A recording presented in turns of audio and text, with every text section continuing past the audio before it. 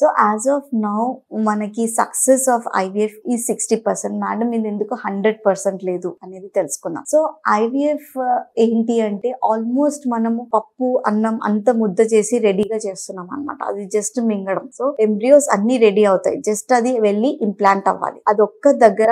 ఇంకా the science is still under develop. Science at the area of receptivity, at the area of implantation మనకి ఇంకా ఏమేం అవుతుంది అనేది ఇంకా తెలియదు. Only we know that A time కి పెడితే మాక్సిమం ఇంప్లాంటేషన్ ఉంటది, అది మాత్రం మనకి క్లియర్ గా తెలిసిందనమాట ఐవీఎఫ్ త్రూ. అదే టైంలో మనం ట్రాన్స్ఫర్ చేస్తాం. But apart from that implantation కి కావాల్సినవి థింగ్స్ ఇంకా చాలా చాలా ఉంటాయి. In terms of matching, in terms of accepting the embryo, in terms of growing the embryo, ఇవన్నీ ఉంటాయి అనమాట అట్ వెరీ మైక్రో లెవెల్. ఈ మైక్రో లెవెల్ థింగ్స్ మనకు అర్థం కాలేదు కాబట్టి success is only about 60 to 70%. And madam ఒక్కోసారి మనకి ఐవీఎఫ్ వచ్చిన తర్వాత ప్రెగ్నెన్సీ స్మూత్ గా వెళ్తుందా లేదా అనేది ఎట్లా తెలుస్తుంది. సో ఐవీఎఫ్ లో కూడా వచ్చిన తర్వాత chance of abortion rate is same as natural pregnancy. ఒక ప్రెగ్నెన్సీ నిల్చున్న తర్వాత దాని ఫేట్ అది ముందుకు ఎట్లా వెళ్తుంది అనేది న్యాచురల్ గా మనకి ఎంత scope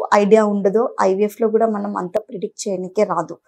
both goes the same way. కానీ in terms of support to the pregnancy, in terms of extra support, progesterone support అనేది చాలా వరకు ఐవీఎఫ్ లో ఇవ్వడం జరుగుతుంది కాబట్టి ఇంకా మనం దాన్ని ముందుకి పుష్ చేయగలుగుతాం. కొంతమందికి డౌట్స్ వస్తుంది, మేడం మనకి ముందు ప్రెగ్నెన్సీ లాస్ ఉంది, ఇప్పుడు కూడా మళ్ళీ ప్రెగ్నెన్సీ లాస్ ఉంది ఐవీఎఫ్ లో కూడా అనేసి. So there comes a question of something called as immunological factors.